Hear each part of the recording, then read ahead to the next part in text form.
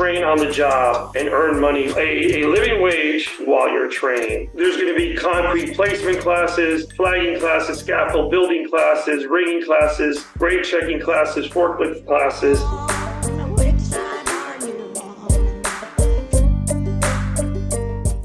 Richard Quincoses is an international organizer for the Laborers International Union of North America, Local 366, covering our region.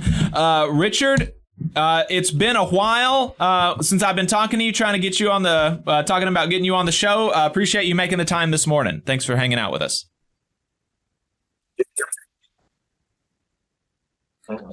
Participating with your listeners and your viewers. Thank you. Thank you. Appreciate it. So, Richard, to start off with, can we talk? Can you tell us about what got you into the labor movement? Why is it that you wanted to do this kind of work instead of anything else? Well, I'm a third generation unionist, right? My grandfather immigrated from Cuba, trying to get away from communism, and came to this country for a better life and a better freedom, and joined the union. And so did my father join the union. So did my mother join the union.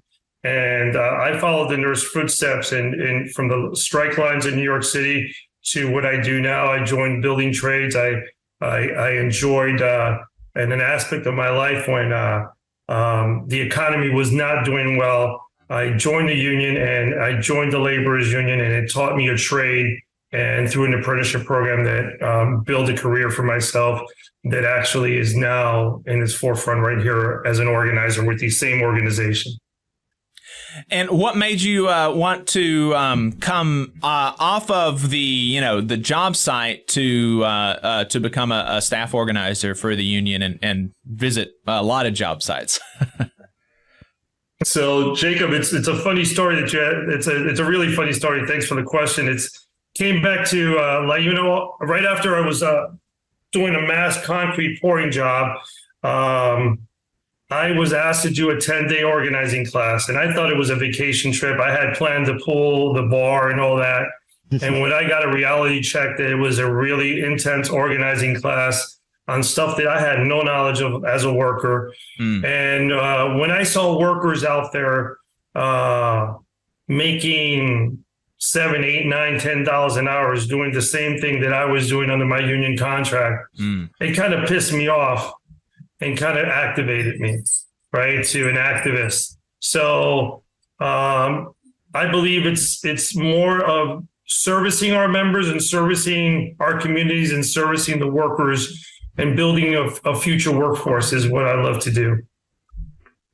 So, Local 366 here in North Alabama, they're headquartered in Sheffield, the Muscle Shoals area, but their jurisdiction extends to over here in Huntsville, and they are in your region, the region that you represent. What do Local 366 members do around here? Well, Local 366 members do construction work. We pretty much service TVA. A lot of our members work near Athens at the Brownsbury nuclear power plant. And we're building with this new infrastructure law that came in from the Biden administration. We're building back Alabama through infrastructure, right? And building back through education and training and sending folks off to a career path to a better future. So we're generally general construction workers and nuclear workers. And so Browns Ferry is kind of the hub of most of your members around here? Browns Ferry and any TVA subdivision office or whatever project that we'll be doing, that'll be our major contractor out there. But we're building good relationships with solar farms in the area, and we're trying to build back better relationships and try to get more market share growth in that area. I saw that there was a tri-trade solar agreement, and we didn't. You mentioned solar, and it made me think of this. We didn't talk about this yesterday, so I don't know how much you know about it. But I understand that LiUNA, the IBEW, and there was one other union that did like this. Engineers. The operating engineers. Correct. Gotcha. Yeah. Can you talk to us about that agreement and what that does for, organizing in the solar industry for the trade unions? Well, it makes it easier, right? The three locals, the three unions that would actually be doing the work have come together to organize the portion of the groundwork, the electrical work, and the moving of equipment work, which would be the operating engineers with the cranes and all that. It's a huge partnership. It's an agreement. It's going to be nationwide, and it's going to be pretty much easy to use here in the state of Alabama. So it's going to be something that's going to be in a way that we can all work together between the three trade unions to build better capacity and infrastructure and gaining these projects. Yeah, I was really excited when I saw that, and one other thing that it does is it kind of helps to kind of redefine or make sure that everybody understands, like, okay, where are we going? What's the game plan, so folks aren't stepping on each other's toes. That's always good, because there's so much work to be done. There's not really a whole lot of sense in stepping on each other's toes when there's so many workers to organize. So I really liked seeing that agreement when it came out. And you mentioned that, really the thing that kind of activated you to, turned you into from a union member who kind of, generally appreciated unionism, recognized that it helped you, into somebody that was passionate and some like a unionist, capital U, an activist, was seeing people doing the exact same work for, a fraction of what you were making, doing the same job. And we know that we've gone over studies here on the show that have talked about how construction industry workers are actually something like 40% of them are on some form of public assistance. They have a higher rate of, utilizing public assistance than the national average. And that's not true for union construction workers. Union construction workers actually make, above the at or above the national median income. People who go through a 4-year trade union apprenticeship actually make, as much as somebody who has a college degree, and then they also don't have the debt. So can you talk to us about the compensation package that LiUNA members here in North Alabama get? Well, like you said, you broke into the training programs and apprenticeship, right? We're 2024 is looking bright for the laborers. We are pushing forward on a national campaign of Labor's Rising, which is an organizing campaign, which right now we're at 550,000 members strong. Our national president wants us to take it to 1 million. And that's our, it's a bold and strong organizing plan, and we're up for the task, right? And what is that right now? Concentrating in more apprenticeship hours. Apprenticeship program is going to be running through not only our Sheffield office, but we also have a hub in Huntsville. We're going to be organizing straight in Alabama. Compensation, hey, look, I talked to relatives. My father's been retired for 30 years and been earning that union pension for over 30 years, right? We have one of the best pensions in the building trades, if not the best. Our insurance plans are amazing. So, our benefit package is something that will make your family strong and is going to give you a stability to be proud of. I saw this as a gain. When I first started, I I was on my own business and I was fine. I thought, working day by day. But when I started getting that and seeing that pension plan grow and grow and grow, makes me feel way better now than I did back then. Seeing it now like that. Thanks.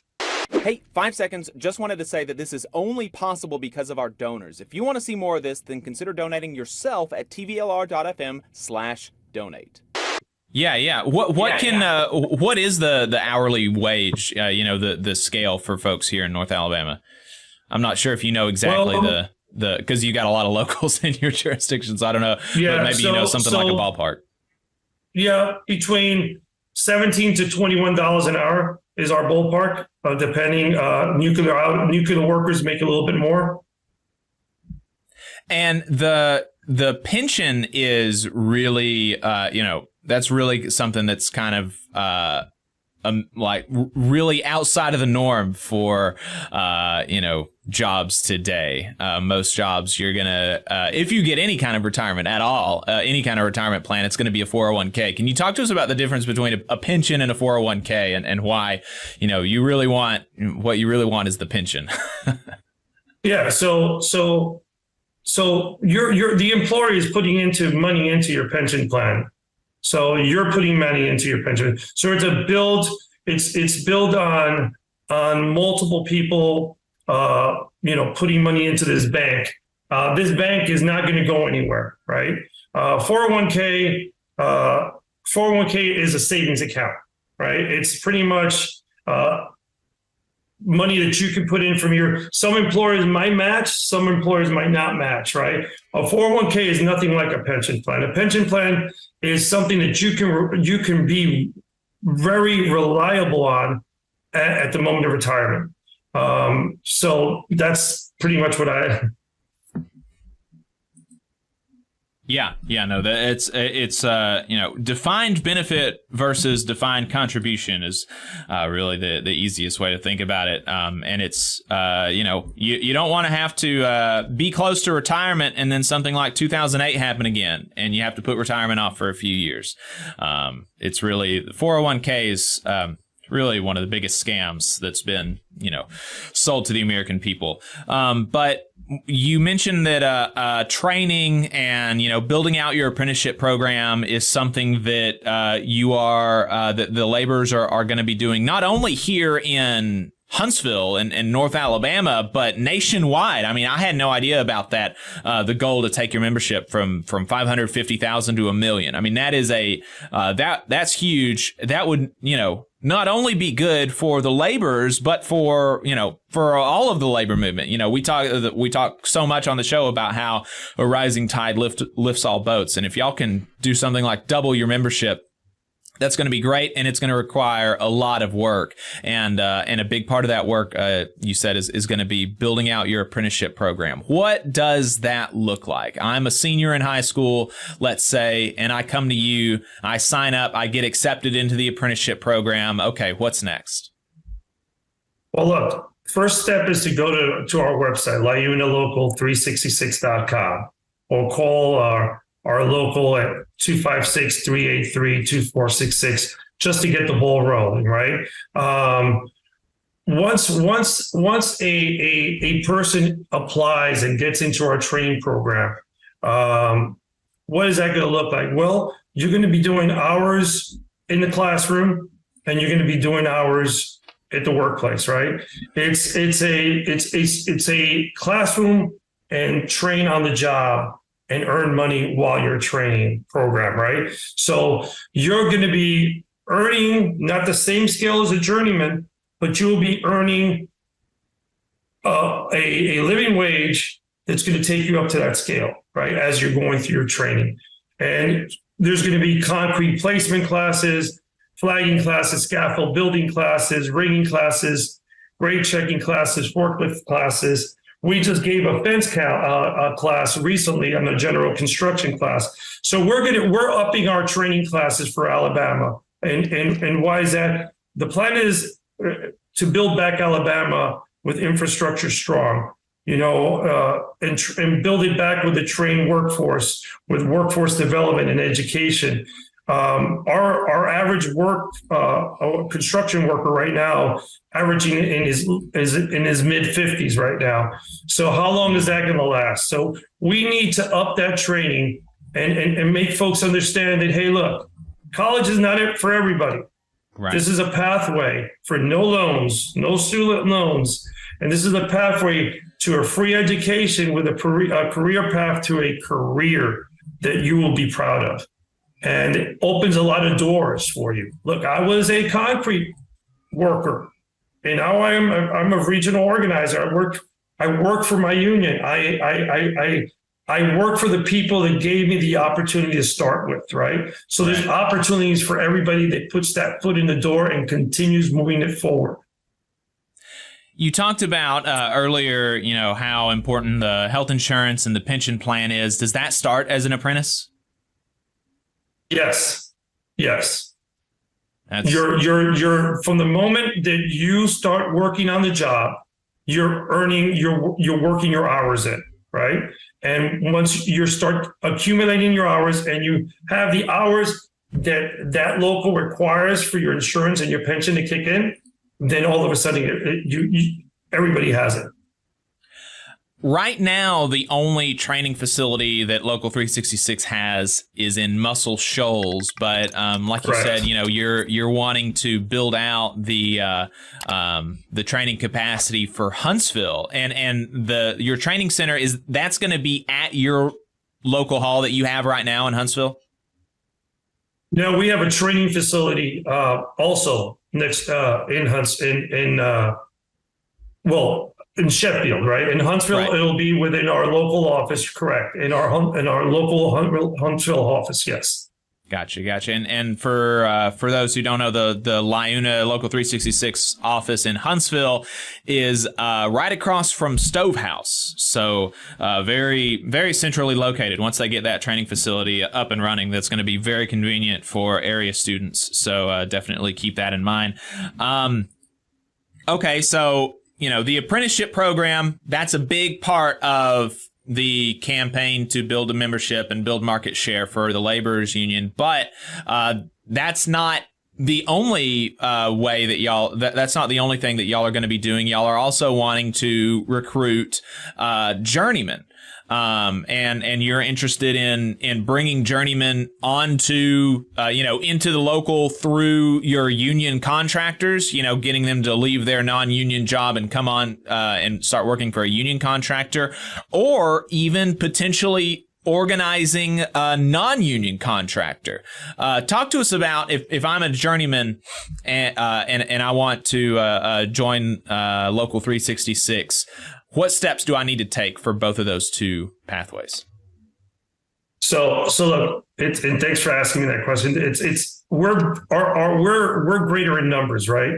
The reason why in the South, with right to work and everything that the laws that we deal with, it's hard to build that power when we